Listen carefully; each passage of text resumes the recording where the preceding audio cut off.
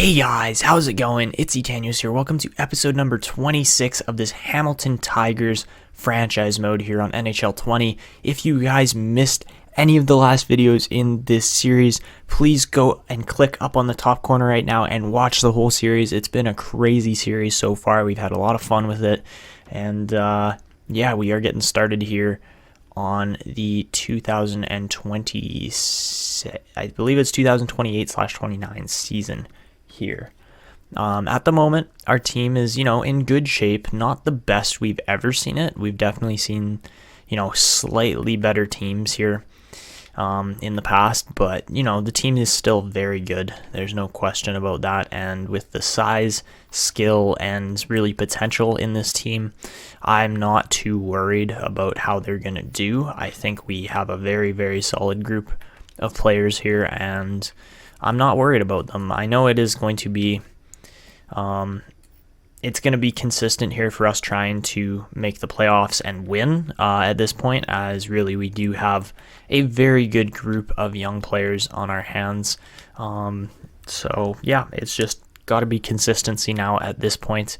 I have been trying to go around and look at coaches. We haven't really changed much over the last couple of seasons. Our coaches have been very good for the most part. Adin Hillen, as you can see by his record here, has really been quite fantastic for the most part. I don't think we haven't won the President's Trophy yet, so that's an option for us here. But with Hamilton, as you can see there, he has had a very high win rate, 94 wins in 160 games. He's never had 160 wins in all of the games he's played. That's pretty solid. And, at the moment, he's still fitting our system pretty well. The 64% system fit is pretty good. But at the same time, I feel like we could probably almost find somebody better. So, yeah, 64 is the number that we saw there. I don't know if we'll see anything better. 62 is pretty solid as well. But, again, just a lot of question marks surrounding different coaches. If we even need to pursue a new coach, I mean, it might be the best option, but at the same time, you can't really be too certain on that. Obviously, a lot of our players just do not match up as well as we would have hoped. It's still a good team here. There's no question about the group of players we have that they can perform, but by the looks of it, 64% is probably going to be the highest kind of. Oh, actually, there is a 65% fit there with the current system we got. So that's interesting. I don't know if that's exactly the system we want. Alexander Payet, I'm trying to remember. Did we have him before? I feel like we very possibly could have had Payet on our team before. And, as an associate coach, he could be easier to pick up there. I mean, 65% is pretty high. There's a lot of different coaches in here, to be honest, but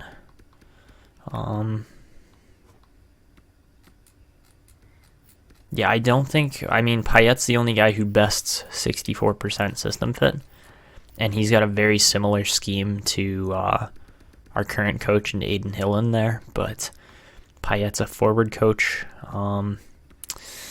Yeah, 65% would be nice, but at the same time, I'm not entirely sure it's what we're looking for. You know what? I think we might try to sign him here. Actually, let me just test out Aiden Hughes here and see what happens. So we're just going to demote Hillen for now. This will all make sense. So we're going to go interim head coach for Hughes. We're going to see, yeah, he's just not exactly what we're looking for, especially not with the balanced shoot. So I think what we're going to do is we are going to promote Hillen to an associate coach. We're going to put Hughes as the goalie coach. And how much money do we have left? We got about 400K, so that's not spectacular. I'd prefer to, you know what, I think we might let Hughes go, to be honest.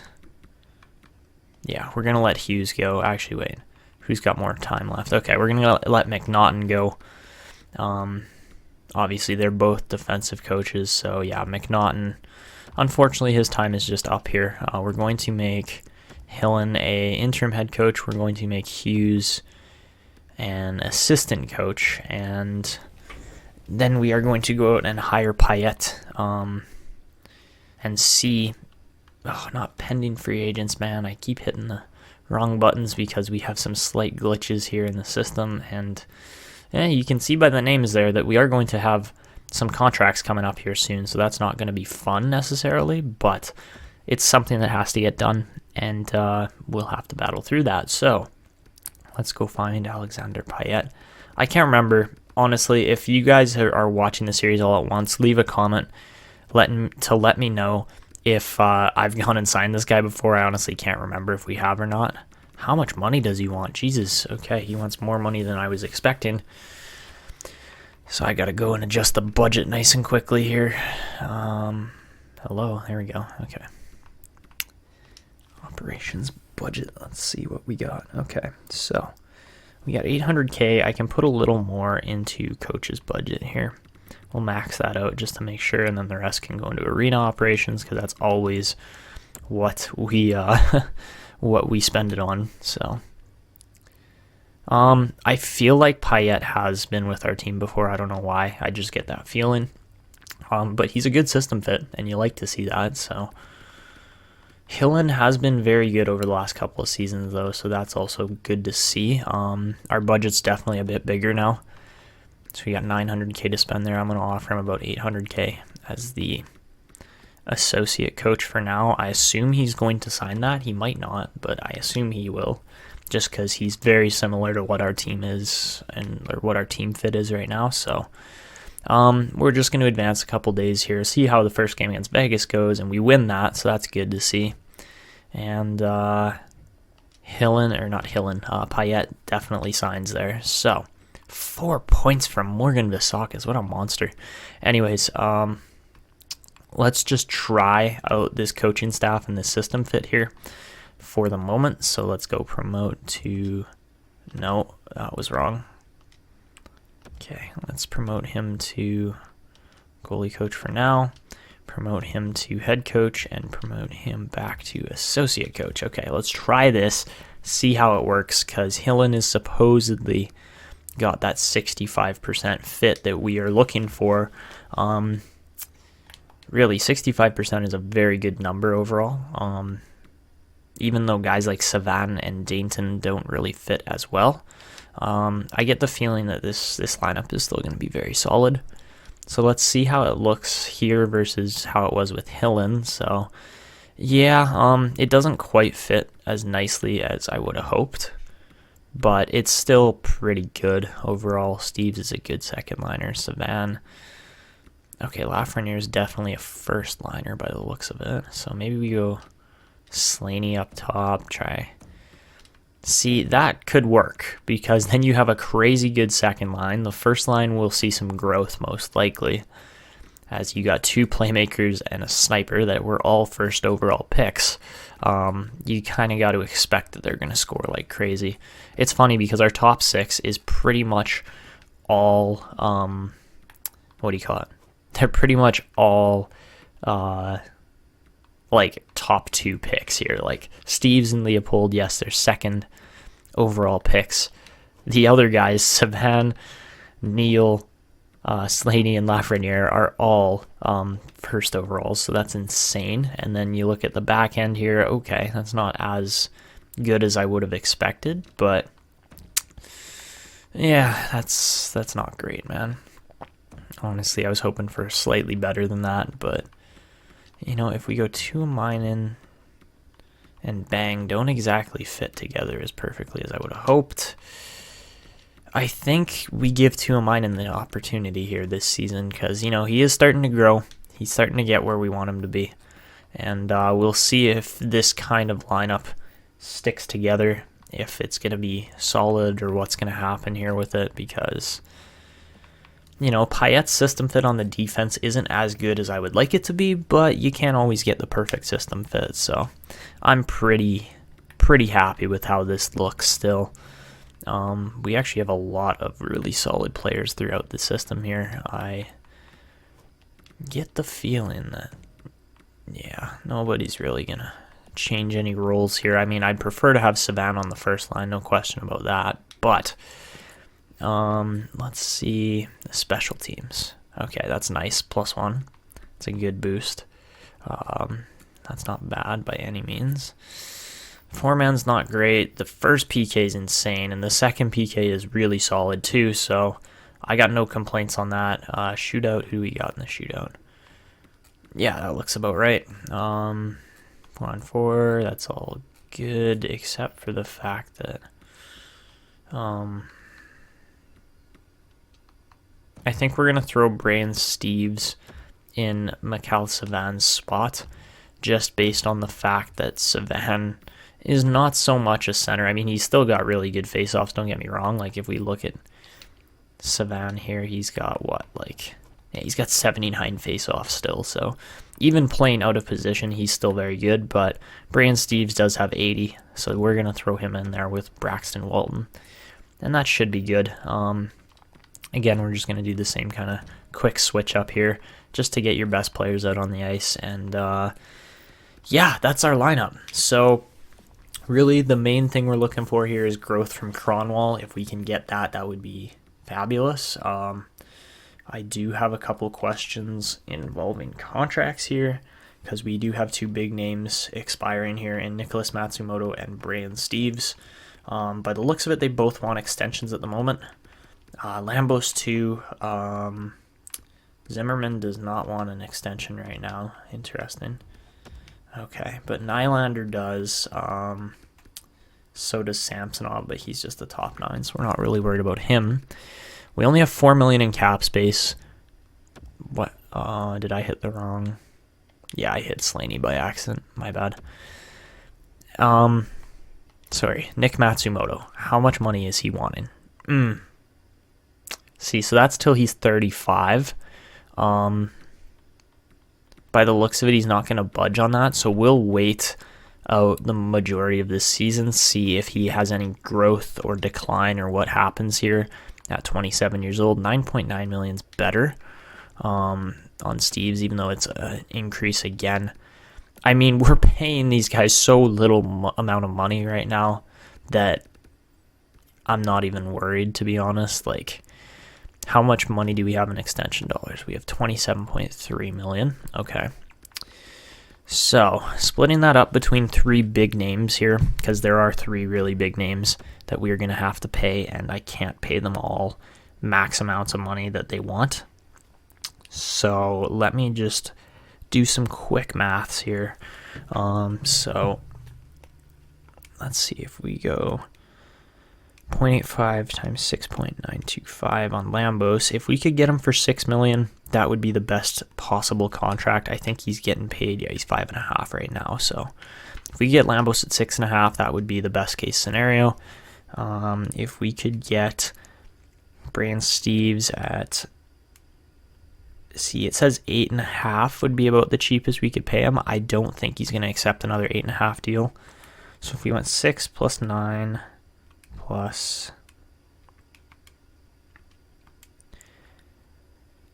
see, we'd be cutting it close. If we could get Steves for $9 million, which would be spectacular, especially for that length. Steves for $9 million. Lambos for $6 million.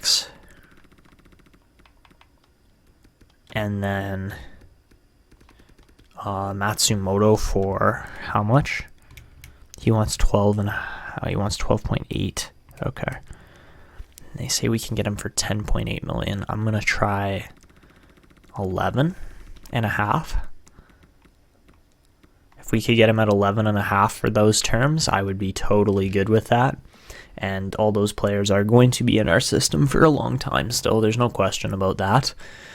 So again, we're just going to advance days. We're trying to get a couple housekeeping kind of things done here, and if all those guys sign, that would be honestly spectacular. We're 2-0 as we beat the Wild in an overtime win there.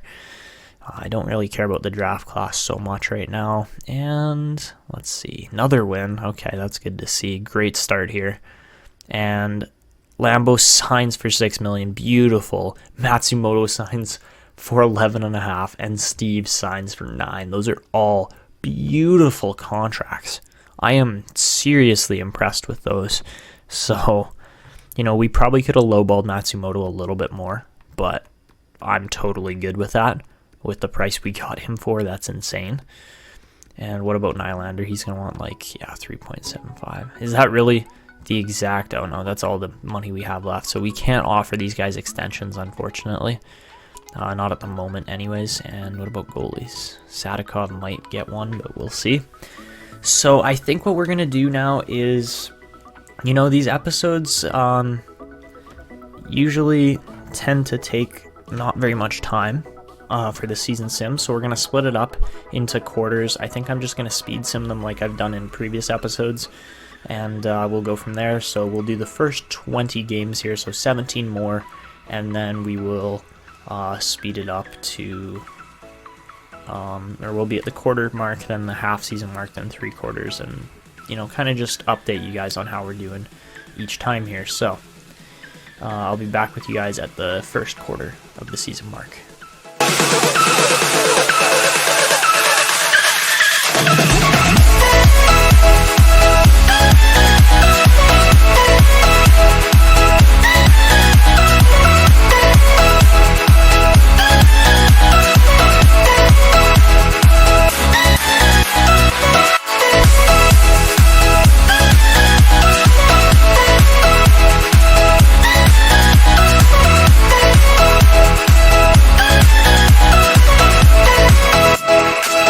So at the first quarter mark of the season, let's just check how the scoring's going and all that stuff.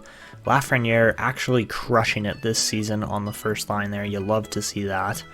And our team is currently sitting with 28 points in 20 games. Not bad, but not spectacular. There's obviously quite a few teams ahead of us still. I'm seeing at least 2, 3... Okay, so we're actually not doing that bad. By the looks of it, we're 4th in the league. We've had a really good last 10 games. And yeah, we're going to get back into the next quarter of the season. We're going to do 21 games here and see how that goes.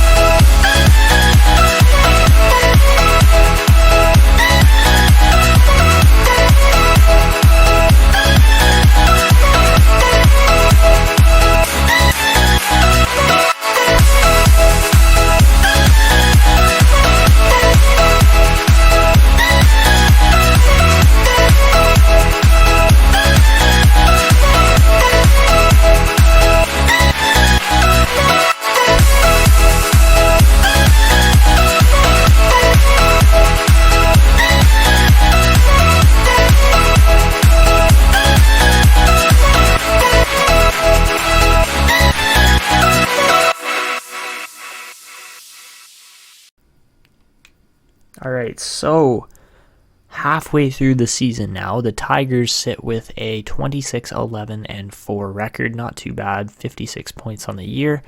And they are currently only trailing the Colorado Avalanche, who already have 30 wins. They are playing extremely well, and I do want to check out how they are looking as a team because I'm interested to see just exactly who they've got. So I'm sure they've got McKinnon still. Yep. No surprise there. Oliver Sooney, my gosh. 88 overall, 88th overall pick. That's pretty crazy. Braxton Ramsey, I don't know why they're not playing him on a higher line. They should be, and they're not. Defensively, yeah, they're still pretty good, I would say. Their goaltending doesn't look so good, but I guess it's the team in front of them by the looks of it. So, yeah. Yeah, okay. So let's get into the third quarter of this season, and hopefully players keep scoring at the rate they're at. Lafreniere's 47 and 41 is pretty solid. It's not quite on pace for 100, but You know, there are lots of players that are just having solid seasons right now. Morgan Visakis, my God, he's got 24 goals. He's leading the team from what, the third line? The third line. That is insane. Man. Nick Matsumoto's doing a pretty solid job here. A lot of guys are doing a solid job, but nothing insane or out of this world. Obviously, you'd want higher scoring, but that doesn't always happen. McKinnon, my God, has got 57 points in 41 games. Jack Hughes is crushing it in New Jersey. Shane Wright in New York is doing pretty solid. A lot of guys are playing really well for the most part here. How is Krnkovic not an elite? Like, how? Jeez. A lot of older players in here for the most part. Trevor Wong. Jeez, man. He might hit an elite center still. Etanyos is a franchise now. That's good for Philly. He was high elite last time we checked, but, you know, being able to hit a franchise potential is definitely huge for an organization. Matthews didn't exactly do that. I believe Pettersson. Yeah, Pettersson's franchise. Lafreniere's in there with 47, but nothing out of this world at the moment. So maybe he ups his scoring. I doubt it. He really has not been the craziest scorer on our team in this franchise mode. We really haven't had crazy scoring. I don't think we haven't had anybody break 100 points in this entire franchise mode, believe it or not. So yeah, we're going to do another 20 games here and see where that takes us.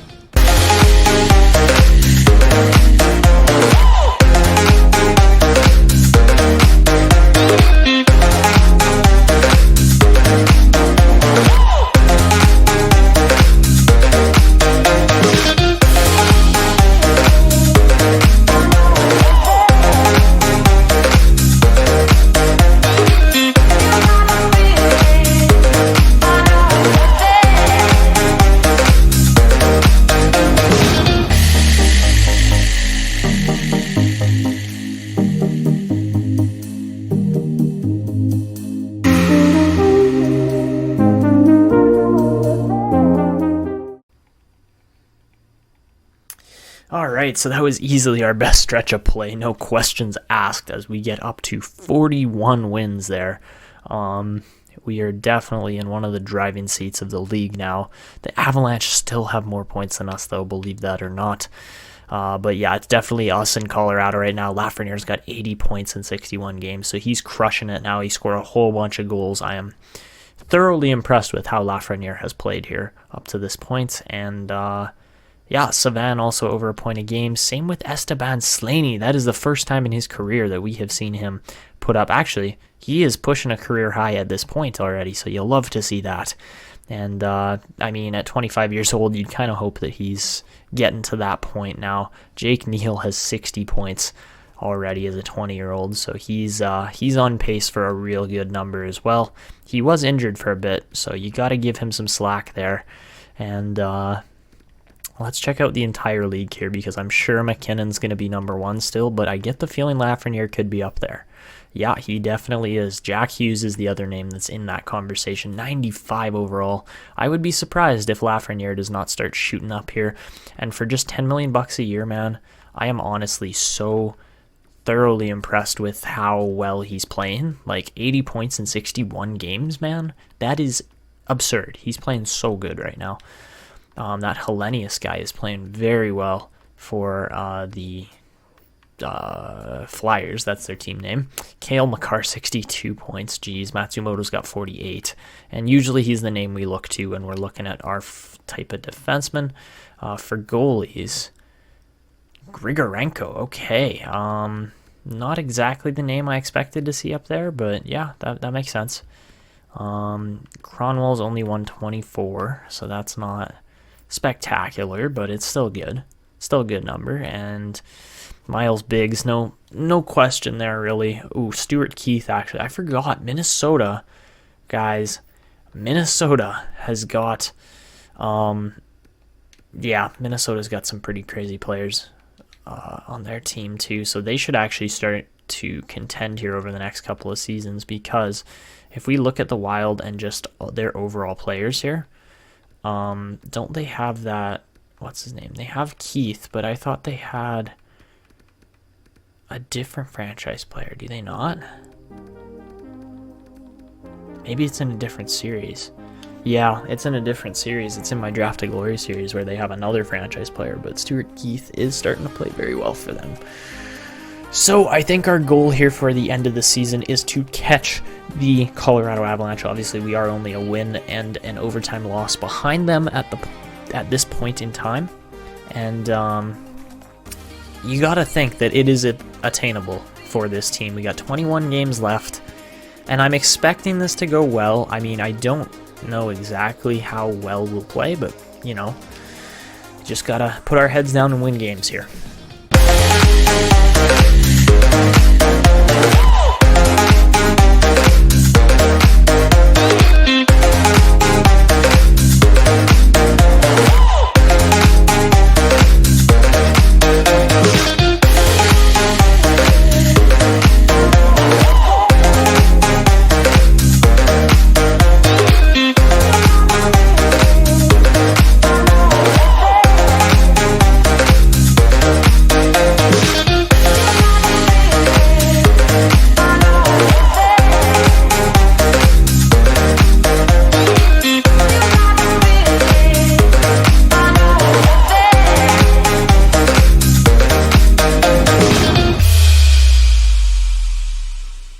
So, the Tigers finish with their second best record in franchise history with a 50-25-7 record. And there you go. I said it earlier in this episode. Nobody's ever breaking. Wow, English. Nobody's ever broken 100 points before. Oh my God, Colorado, you guys are filthy. Oh my God, 126 points. Oh my God.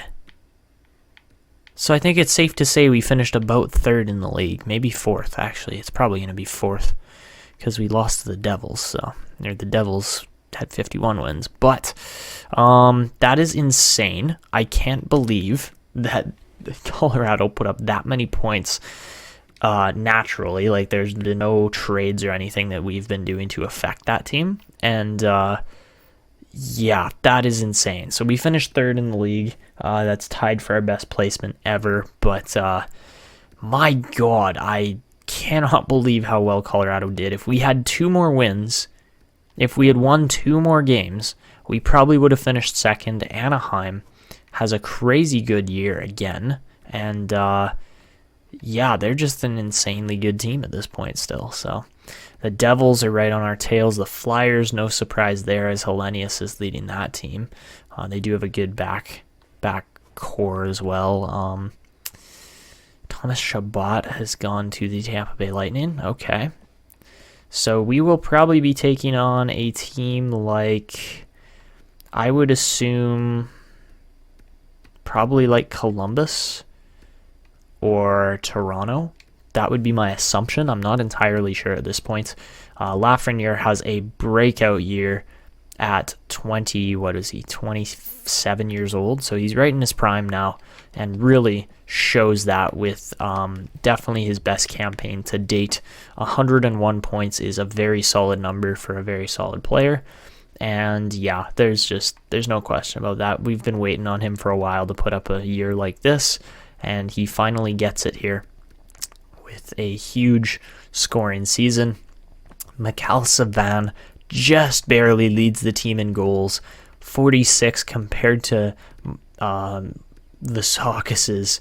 I can't believe how many goals Morgan Vasakis scored, man. He's going to jump up to like an 87 or something like that, and we're going to have to pay him probably. So lots of really good years all around. I love what I'm seeing in this team, and I got absolutely no complaints. The only thing you don't like to see is that Braxton Walton kind of had a rough year there. Brand Steves went down, unfortunately. He did not have a good year. Yeah, 58 points compared to 73 the year before is not a good year. I cannot believe Vasakis just blew his old numbers out of the water. Holy jeez, man. I mean, I know he was good. He was scoring in Markham. He scored 55 goals, but he gets 44 here. He is a sniper, so you can't be like, oh, why is he scoring so much? He is a sniper. He shoots the puck a lot. But by the looks of it, the guy that took the most shots was Mikhail Savan with 349 on our team. He's a 97 overall. Hey, and look at that. Esteban Slaney breaks a point a game scoring pace for the first time in his career as well. So we have a pretty solid year overall. Let's check out the goalies here, because that's always another focal point of this team. Yeah, see, only 30 wins from Cronwall was not good enough. Obviously, we would have liked to have taken probably about 5 to 10 more wins off of the losses there. So yeah, you can't have a perfect season every time like the Colorado Avalanche. But let's check out the entire league scoring now. So get ready, guys, because this is going to be, okay, it wasn't as insane as I thought it was going to be. I got the feeling that they were going to have like 120 points each or something. I mean, yeah, McKinnon did score 70 goals in 82 games. That's ridiculous. Usually Rantanen would be the guy sniping pucks, but by the looks of it, it was McKinnon this year. So yeah, he's definitely going to win the scoring title. There's no question about that. And really, there was a lot of guys scoring at an absurd pace here. That is crazy. My gosh. Yeah. Jeez, like we've seen scoring in the past, but that is just out of this world. Kotkaniemi has the most assists. Lafreniere was in there with 73, and Slaney had 72 as well. So those guys were passing the puck quite well. And yeah, as you've seen on points, lots of good players throughout. DiPietro, that's pretty solid, man. That's a pretty solid season. What's his name? He only had 30, I guess, right? Yeah, Cronwall only had 30. I thought he had like 35, which would have actually put him in a pretty nice spot. But, a lot of guys with like a solid 33, 34 wins. Bomick, yeah. Jaden Bomick is a nice goalie there too. He's nice with it. Oh my gosh, 35 years old, and Malcolm Subban gets 36 wins. That is crazy. Yuri Nesterov has a great year in Florida. And same with Grigorenko too. There's a bunch of really solid guys in here, but by the looks of it, Michael DiPietro was the goalie to beat this season, as he puts up 40 wins in 67 appearances. As far as defensemen go, Cale Makar puts up 86 points for an absolutely spectacular season. Matsumoto only scored 61. Okay, so that's not a bad number, but could have been better for sure. And then Miles Biggs at 25 years old, he's a third round 5'9" playmaker that Colorado drafted way back. Just barely bests Stuart Keith of the Minnesota Wild there. That's crazy. Those are all just crazy numbers. Those are high scoring numbers for rookies, and you love to see it because it really adds some competition and some depth to the team. Hakana scored 34, so that's pretty solid. Tuomainen scored 32 as well. Or no, he scored 33. Sorry, not 32. And yeah, like I got no complaints. Schremp also scored 26. Okay, so I mean, for your second overall pick, you kind of hope for a little better from him, but it wasn't bad.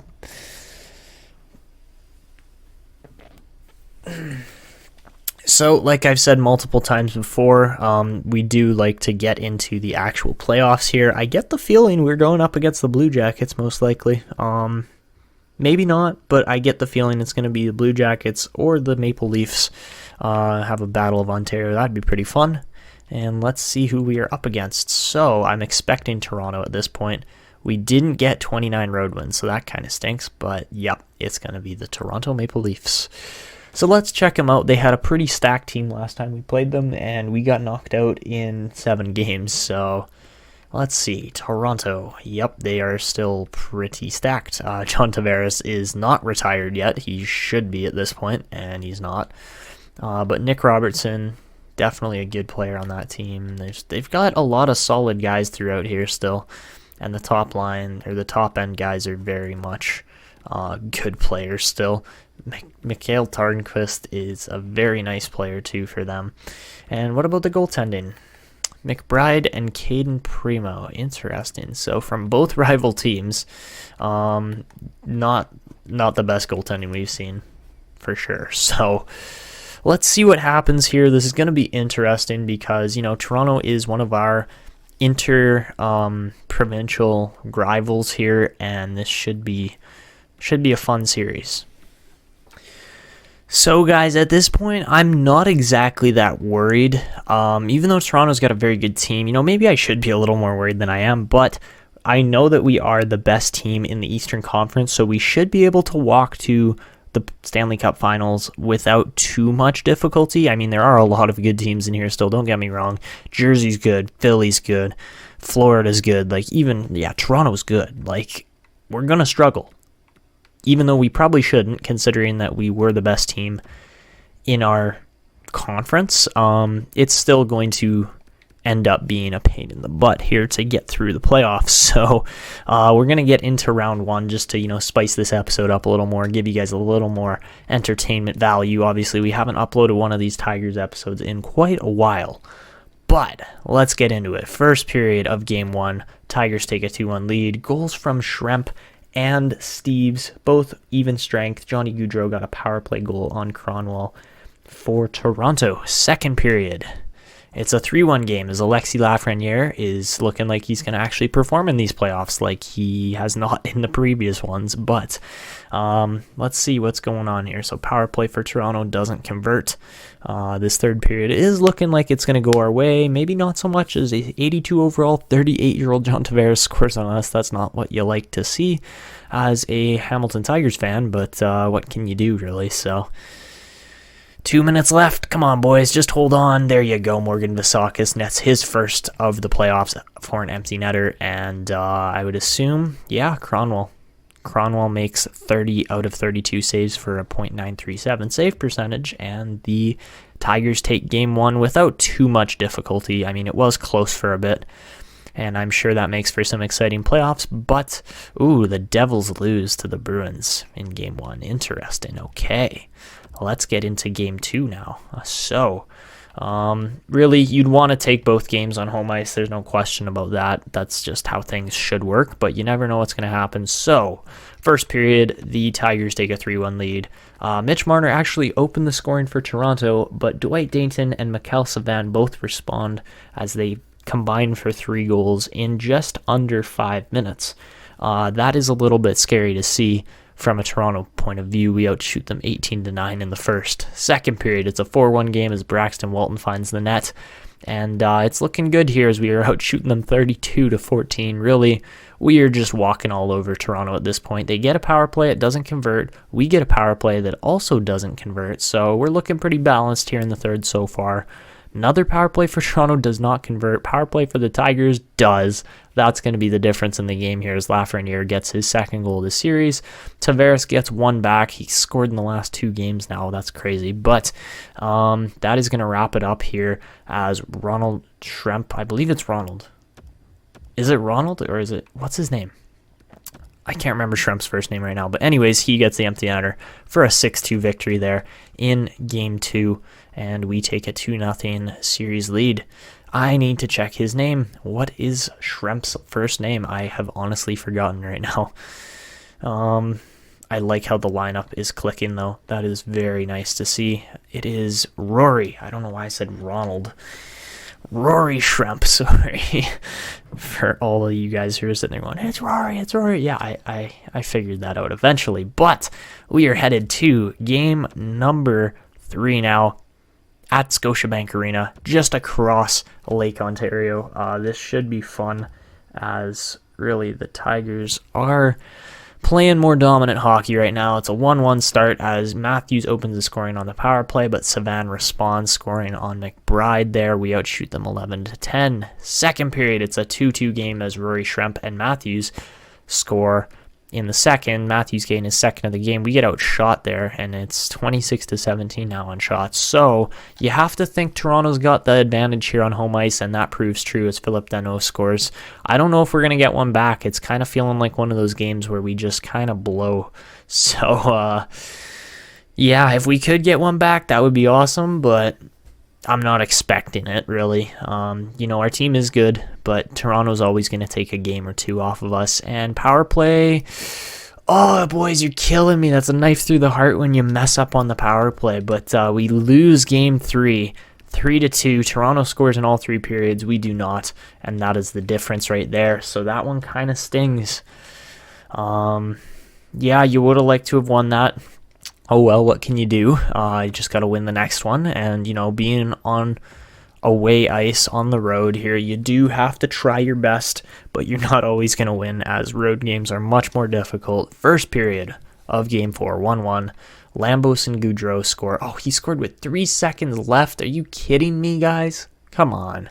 Second period. Okay, thank you. The Tigers get a 2-1 lead. Steve scored with 1 second left in the period. Okay, that's how it's going to be then. So we're waiting right until the last second here, because that's when Toronto's going to tie it. I'm calling it right now. But, yeah, up until that point, don't expect too much. Power play for the Tigers obviously doesn't convert. The Leafs get a power play that also doesn't convert. We're going to go right down to the last minute here. And power play again does not convert for the Tigers. Oh my god, power play for Toronto. Yes, they didn't score. Let's go. All right, so we take game 4 on the road and take a 3-1 series stranglehold, really. And Brand Steves continues to perform. Even though he didn't have the best regular season, he seems to be playing quite well in the playoffs here. Savan's got 5 points in 4 games. You love to see that. And, yeah, I don't know what it is, but our team's scoring just doesn't seem to be as dynamic and electric as it has been in previous playoffs. But, yeah, anyways, let's go into Game 5 here, where we can win the series. We go up 2-1, goals from Jake Neal and Luke Leopold. Mitch Marner gets 1 goal there for Toronto. Second period, it's a 3-2 game. And you know what? I am going to jump in here just to give you guys a little bit of gameplay. As you can see, there is a fairly vast difference in the teams here. You know, you shouldn't expect Toronto to win this game, and us having the advantage here on them. I don't know why it's on pro. I need to go and change that. It's probably set to pro on the main menu by accident. So anyways, we're playing on All-Star. Don't get me wrong there. We're playing on All-Star, and we are going to jump into this game here against Toronto. So for the third period here, really all we're trying to do is just hold off the Leafs, keep them at bay here, and walk away with the victory. That's really all we're trying to do here. So let's not mess up here too much. They are definitely forechecking pretty hard, but we can also forecheck pretty hard. But, you know, this is a good line here. Gaudreau, Matthews, and Marner. Thank you very much. Gilson's going to take off with this. Slaney's got room here. That's not what you want to give him. And, oh my god, that probably should have been in the net. Hey, Gaudreau's fast, man. Oh, what a deke, man. Johnny is just a beast.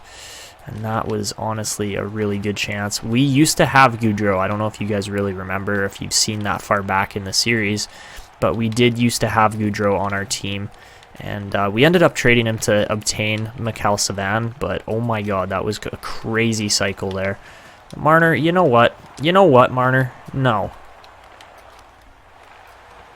That was such a good chance for them. And Savan looking to... Man, I gotta stop trying to make the pass. I just gotta shoot the puck. Oh, big hit there by Leopold. And Matsumoto just cleared that away. That probably could have been in the net pretty easily.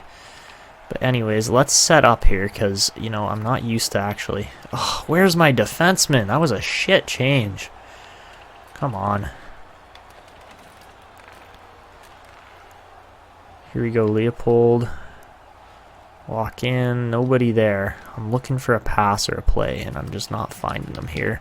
Oh my gosh, see, that was a good play there, and we probably could have scored on it. But we did not, as McBride stops that one. I didn't realize Cronwell is black. That's the first time I've seen him in game. Maybe we'll try to change the helmet on him, get him like a yellow helmet or something like that, but yeah. Lambos, you're out of position already, bud.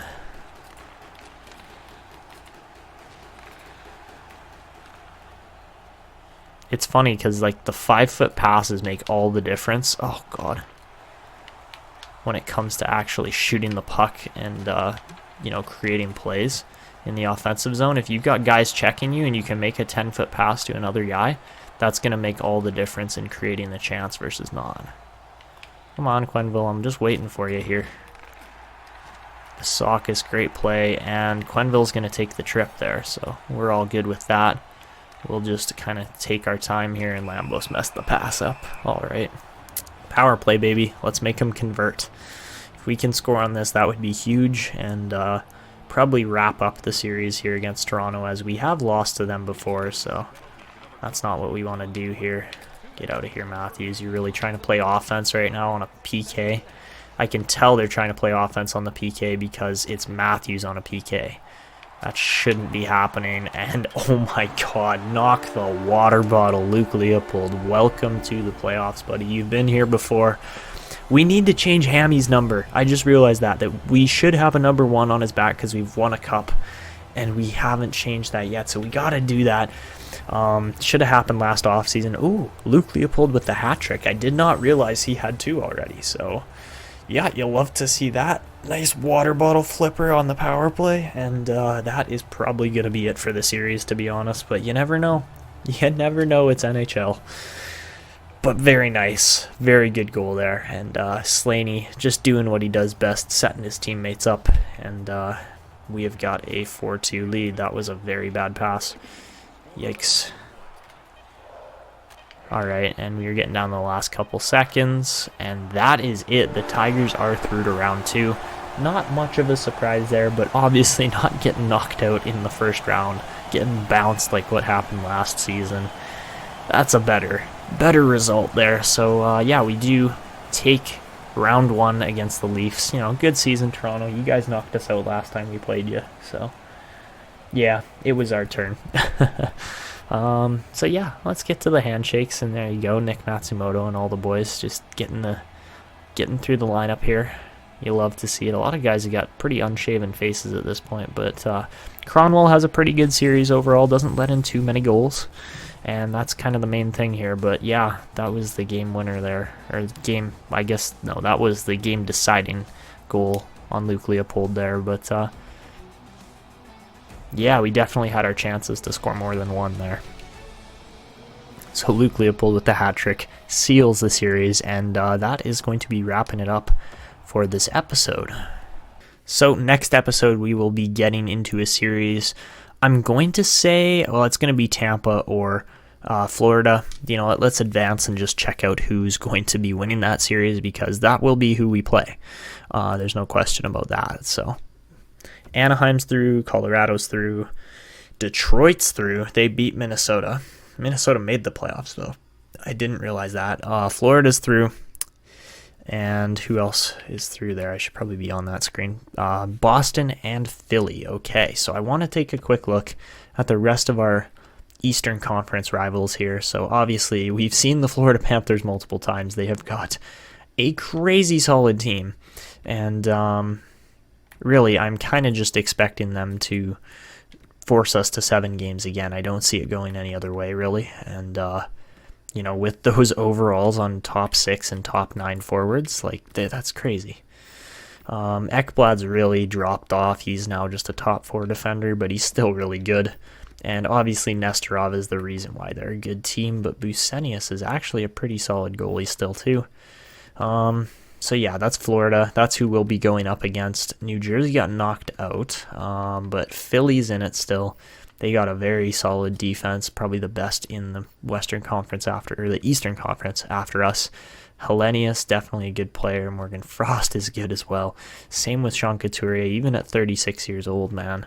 There's a lot of good, solid players on this team, and you just gotta love it. It's a really solid team here in Philly, and then Boston is obviously the other team that made it through. So, okay, defense isn't as strong, but I guess they're clicking still as a team. They got good players for the most part. They got Yamamoto. And what about goaltending? Because if they've got, I was going to say if they have a really good goalie, that would make sense to me why they won against New Jersey, but that just, I don't know, man. I don't know. I think New Jersey's slightly better, but whatever. That's just how it goes sometimes here. And yeah, what? Okay. I'm glad that Boston's in over New Jersey, because New Jersey was one of those teams right on our tail in the regular season, and I'd much rather be going up against a team like Philly or Boston rather than New Jersey. So next episode we'll get into the series against the Florida Panthers, see how that goes. I don't know when the next episode's coming out, because obviously my other two series that are running on my channel with the custom leagues and Draft to Glory are both going extremely well still, so we are going to let those run more often than this series, but I'm still having fun with this series, so why not keep uploading it? So anyways, that's going to be wrapping it up. This is Etanyos signing out, and see ya.